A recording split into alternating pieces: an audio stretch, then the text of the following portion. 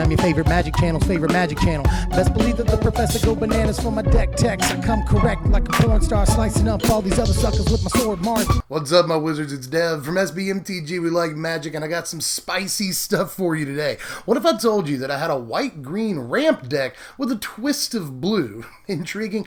I hope so, because I'm really excited to bring this deck for you, because I get to talk about a card that I've been brewing with since the moment I saw it, and that's Growing Rites of Itlimoc. We're going to play all four. Now, finding us a creature is okay, and there's a lot of times when we'll want that because our big ramp targets are obviously creatures. So, just finding us a creature is okay, but the big attraction here is playing Gaia's Cradle again in Standard. Now, we can pretty reliably flip over into a Cradle on turn 4 in this deck, although there is a nut draw that allows us to do it on turn 3, a little bit more on that later, but we're mostly looking more towards the mid-game to flip over into Cradle in this deck. But once we do, we got stuff that allows us to either like draw half of our deck or just blow our opponent out with a bunch of damage right then and there. But there's actually more ramp elements in this deck other than just flipping over into Cradle. We're actually also going to play 4 copies of Inspiring Statuary, another key card in the deck. Now, the reason that this is so good in the deck is that we're playing a bunch of white token-producing cards that produce like more than 1 token per card spent. You know, I think that's the most consistent way to flip into Cradle relatively early in this format. So since we're playing all of those, and they universally produce tokens, we'll play Inspiring Statuary to really push our mana production to absurd levels. It's also kind of cool that it can just like tap for a mana by itself, kind of. So long as you're not casting an artifact, this can just be a mana rock by itself. That's often relevant. Now, the thing is, I know it kind of looks like a lot of ramp. We got 4 Growing Rites, we got 4 Statuaries. That's a bunch of ramp with all of our servo-producing guys. That I'll show you in just a second, but we need all of that ramp, you know. One of our ramp targets can essentially draw like 8 to 10 or 15 cards some of the time, so we're going to be wanting to cast like 3, 4, 5 spells in a turn. It requires a lot of mana to do that, and all 4 copies of Growing Rites and all 4 copies of Statuary are necessary to help us do that. As far as those token producers I was talking about, they play a huge role in the deck, and we're playing a fair amount of them. So let me tell you about all of those, starting with the most important one, and another one of the most important cards in the whole deck, 4 copies of SRAM's Expertise. Now, if we have just 1 creature out, and we play a SRAM's Expertise and then play a Growing Rites off of that Expertise, then we can say go and flip our Cradle. It's that easy. So, just for that combination, it's got to be in the deck. Growing Rites off of SRAM's Expertise is just backbreaking, and is very, very often going to flip over Cradle. So, yeah, that's one of the reasons we're doing that, but we can also play Inspiring Statuary off of a SRAM's Expertise, and that's good for another 3 mana right then and there if we need it, so that's important too. And even though this is a ramp deck, meaning that we have a lot of cards that cost a lot of mana, we still have over 20 targets in the deck that we can cast for free off of a SRAM's Expertise. That's an awful lot. It's like 1 out of 3 cards in the deck, so it's very likely that you'll get a free cast when you cast your Expertise. We're also going to play 4 copies of Angel of Invention, which is actually kind of one of our ramp payoffs in some ways.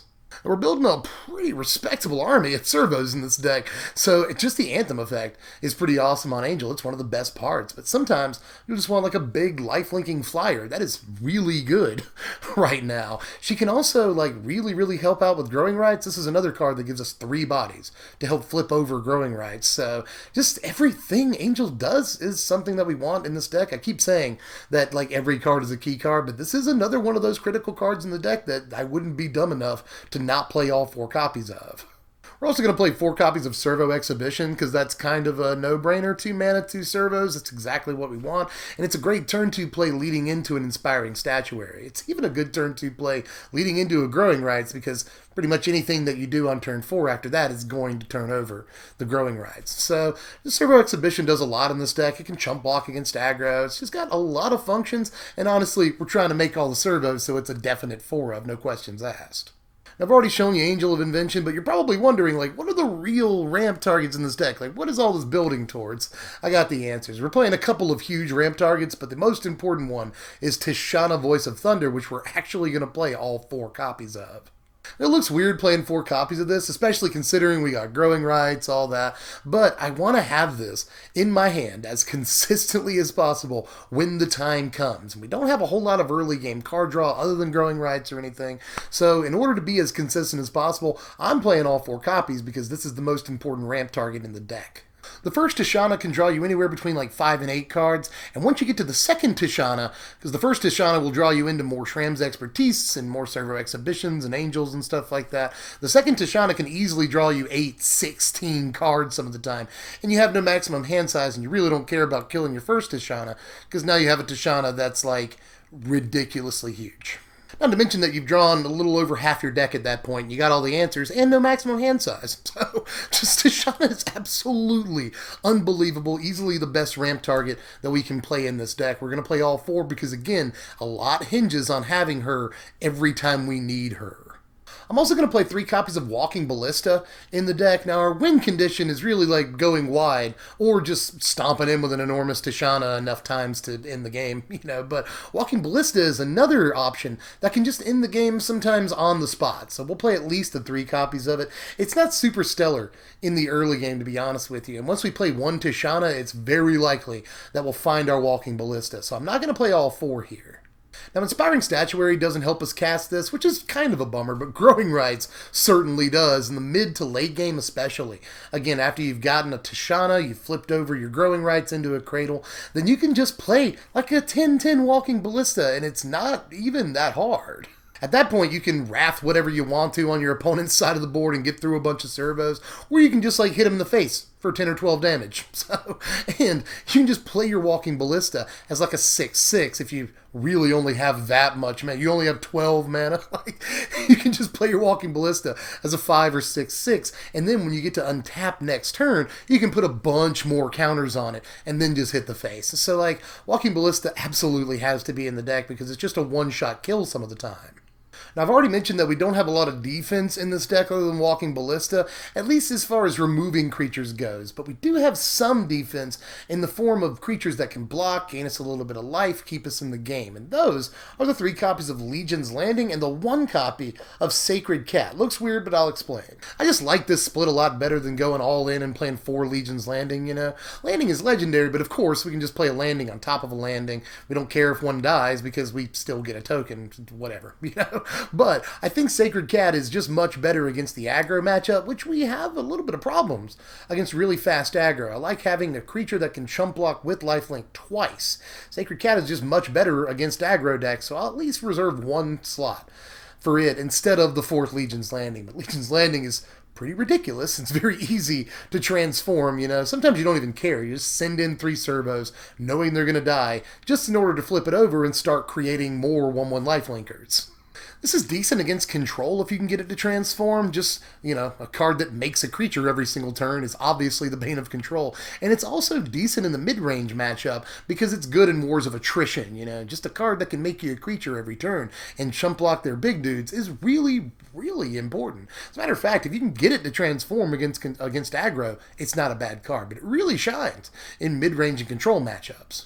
I'm just going to play a 1-of Master Trinketeer in this deck. I think 1 copy's all we need. It kind of feels Win Mori in a way, but even though it is Win More, I still like it so much, I like the fact that it's another mana sink besides just Walking Ballista that can make more tokens and in turn make more mana for us over time. That can sometimes be important. We can play it off of a Shram's Expertise, and it's a really good play off of an Expertise because you just spent 4 mana for 9 power on 4 guys. That's pretty good. It's also a 5th Anthem effect for all these servos we got lying around. There's nothing wrong with that either. So just all the little incidental stuff that it does, I'll take. Can be played off of Expertise, Mana Sink, Anthem effect. There's lots of stuff that I like about Trinketeer, but I'm not going to spend too many slots on it. And the final card in the main deck is 4 copies of Channeler Initiate right here. I think that this is the best dork we can play if we're going to play a dork. Now, I've seen a lot of people try to finagle ways to get Growing Rites to flip on turn 3 in Standard, including resorting to using Ornithopter, which I don't think is quite right, even if we have Inspiring Statuary, to be honest. Just the easiest way to do it is turn 2 Mana Dork, turn 3 Shram's Expertise with the help of our Mana Dork, play a Growing Rites. Hey, look at that. We got a Dork and 3 guys from the Shram's Expertise, flip Growing Rites. It's that easy, but it is a nut draw, and your Channeler Initiate has to live for at least 1 turn.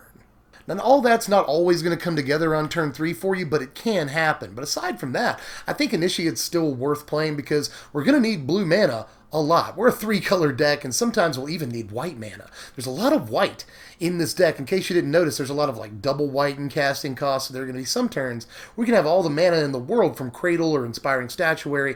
We're still going to need like 4 white mana or more to do everything in a given turn that we want to do. So even just the fact that it can tap for white is sometimes really important. We're playing 24 lands in this deck, and there's a couple of them I want to talk about specifically for a second. The first of which is Spire of Industry. Now, I'm not the only one trying to build this deck right now, and a lot of the lists that I've seen have omitted Spire of Industry for some reason. I don't know why you wouldn't do that. You know, we've got very close to 20 artifacts or artifact producers in this deck, and by the time you need that blue mana for Tishana, it is very likely that you'll have an artifact out. So Spire of Industry is a pretty reliable source of blue mana or white mana whenever you need it, really any colored mana that you might need. Spire of Industry is pretty reliable at producing, so I'm going to put at least a couple of copies in there. And Shefet Dunes is another one that I've seen omitted from a few lists, and I don't get it. You know, you want your check lands to come into play untapped as much as possible, so I get why people are playing more basics and more of the bicycle lands. It makes sense, but we've still got 10 between, you know, basics and bicycle lands. We've still got 10 cards that allow our check lands to come into play untapped. I think that's enough. That allows us to play at least the one Shefet Dunes. I think it's that important because it is a ridiculous card in this deck. Now here's our sideboard right here, and maybe the most important card on the board is Negate, because we want to counter sweepers as often as possible. We hate being swept so much, and there's a lot of really good ones in the format, so we're going to play 3 Negate, possibly 4, honestly, it depends on your meta. 3 Negates was fine for me, but if you're playing against a lot of control or decks with lots of sweepers, then 4 Negate you definitely want to consider. I liked it more than Heroic Intervention. I just want to point that out. I like Negate a lot more than Intervention. We're going to play 2 Anointer Priests in the deck against aggro, and other really mid-range decks, but mostly against aggro decks. Nissa, Steward of the Elements, is our first fun of. You see a lot of fun ofs in this sideboard, but Nissa, Steward of the Elements is another card that can create flyers for us. That can be important in some matches, and really, against the mid-range matchup, there's a lot of times where you'll get enough mana to be able to play a Nissa with well more loyalty counters than you need to ultimate her, and that's where she's very good, you know? So against mid-range, this Nissa is fantastic. Settle the Wreckage is in there specifically against the Ramunap Red matchup, which sometimes comes down to whether or not they get Hazoret very early on us. And Settle the Wreckage is good against Hazoret and everything else in between in that deck. We don't mind ramping them a couple of cards, and we can sometimes use Settle the Wreckage to our own advantage and ramp ourselves a few basics when we really need to, but this is mostly going to come in against Ramunap Red. We want to take out 3-4 creatures at a time with it, notably Hazoret. Anointed Procession is in there against mid-range matchups as well. It feels a little win more-ish, but to be honest, with all the cards in the deck that produce tokens, we gotta play Anointed Procession somewhere in the 75. It doesn't feel quite right for the main deck, but against certain matchups that tend to be wars of attrition or that tend to, you know, grind on for a while, Anointed Procession can really help us push through with all the token producing that we're doing. Carnage Tyrant is obviously in there against control decks. You only need the 1 copy, especially if you can fire off a Tishana at some point. They can remove your Tishana, but at that point it's usually too late. You've drawn into your Carnage Tyrant. The 3 Sacred Cat are in there to fill out the playset against aggro decks. It's that important. We are really poor against very fast aggro decks. And you'd think that things like Servo Exhibition would be enough, but they're just not. We get overwhelmed again, especially if they get Hazoret turn 4 on curve. We are in a lot of trouble a lot of the time. So Sacred Cat can really help extend that matchup for us. And then you see the 1 Overwhelming Splendor. This is my favorite card in the entire sideboard. This is good against the mid-range matchups too, especially the decks that play a lot of creatures like the energy matchups. I really like this card. You have all the time in the world to play it against most energy decks. We're already good enough against energy decks, to be honest. We're sort of that's our best matchup already, game 1. But Overwhelming Splendor is just absolutely crazy against those decks, and it's me. I gotta have a weird card in there somewhere. I went back and forth between this and Sandworm Convergence, but both of those cards are really only great against mid-range. You'd think that Sandworm Convergence would be okay against control, but it's impossibly hard to resolve. So, not that worried about Sandworm Convergence. But this just proved to be much, much, much better, especially in mid-range matchups where we're worried about a lot of creatures in a wide board sometimes. So, this is very good in those matchups, but we're never going to bring it in against aggro. Don't fall into that trap. It costs a little bit too much even with all the ramp in our deck. And here are your power rankings. The final score of 63. We suffer a little bit in defense, but we do have a couple of lifelinkers in the early game, and obviously filling our board allows us to chump block, which will help us get into the late game. I like that about this deck as compared to other ramp decks, you know. A lot of ramp decks are just looking to play spells that ramp them into lands and stuff in the early game, or they'll play creatures like dorks, essentially, that are really, you know, they get hit by removal very easily. And they'll just lose their whole ramp game plan. But even though we are playing Channeler Initiate, we're also playing a deck absolutely full of small creatures that are paramount to our ramp. In a way, that's much better than a lot of ramp decks, you know? We're not completely naked in the early and mid game. We have chump blockers if we absolutely need them, which is more than a lot of ramp decks can say. Something else that we have going for us, compared to other ramp decks at least, is that ramping isn't necessarily our entire plan. You know, we're also a go-wide tokens deck, you know. We've got Servo Exhibition, we've got Stram's Expertise, we've got Angel of Invention. There's just a lot of cards in the deck that create tokens. Master Trinketeer's in there too, you know? So there's just so much token creation in this deck that even if you never draw a Growing Rites and you never draw a Tishana, it's entirely possible that you can still win the game just with a really, really wide board and an Anthem effect. I've already mentioned this, but our best matchup is Energy. It kind of feels like the deck was made to combat Energy. Energy already has a problem with the Abzan tokens decks in the format, and the black-white tokens decks in the format. They use Anointed Procession and Hidden Stockpile and all that stuff, and they have similar problems against us. You know, we generate just as much long-game value, even though we don't have Hidden Stockpile in the deck. We still generate a lot of long-term, long-game value in this deck, and we break attrition really, really well with cards like Walking Ballista, Master Trinketeer, Tishana drawing half of our deck. We break Wars of Attrition and Stalemates really, really easily in this deck. So unless our opponent has an incredibly explosive start with their Energy deck, we can very often stall the game out and just end up overwhelming them. This is a very good deck against mid-range decks, especially Energy. Now, the worst thing about this deck, currently at least, is the price tag. This deck costs $250 on TCG Player right now. Sounds like an awful lot, but we're still paying like $400 plus for all the, Energy decks in the format. And this deck beats all of the Energy decks in the format, so you'll be up on value if your F&M is full of Energy players, They spent a lot of money for their deck, and even though you spent a fair amount too, you still spent very close to half of what they did for their deck. So at least you put it in those terms, it's not so bad. But for a lot of players, $250 is a lot to ask, but you get to play with a lot of really, really fun cards. Obviously Growing Rites is fun. Inspiring Statuary isn't even expensive. It's really, really fun. Angel of Invention might be a $20 playset, but it's an amazing card. You get to also play with a deck that not only has a lot of fun cards, but has a fair amount of angles it can attack from. Again, even if you never draw a Growing Rites, you can easily win the game just by going extremely wide on them. So you've got a lot of ways you can win the game in this deck, and it's a whole lot of fun to play, so it might be worth it to you. But I'm tapped out for now. Let me know how you felt about this list down there in the comments section. There are currently a pretty good amount of ways to build your Bant Growing Rites deck. And there are other Growing Rites decks out there that I've caught wind of too, but I felt like this is the best one. But let me know any other ideas you might have, because I'm all ears as far as those. Now, if you want to see this list all in one place instead of watching the video over, which you can do, it would help my watch time, it would help my views, whatever you want, that'd be awesome. But if you just want to see it all in one place at your own leisure, just click the very first link in the description box down there. That'll take you over to TCG Player. They help me bring you content. I'm happy about that. So I hope you'll click on that link, view the deck list, and if you need some pieces, you can order them straight from TCG Player. That would be cool too. But in any case, you can also like the video if you enjoyed the video, which I hope you did, because I put work into these. I put a lot of work into these.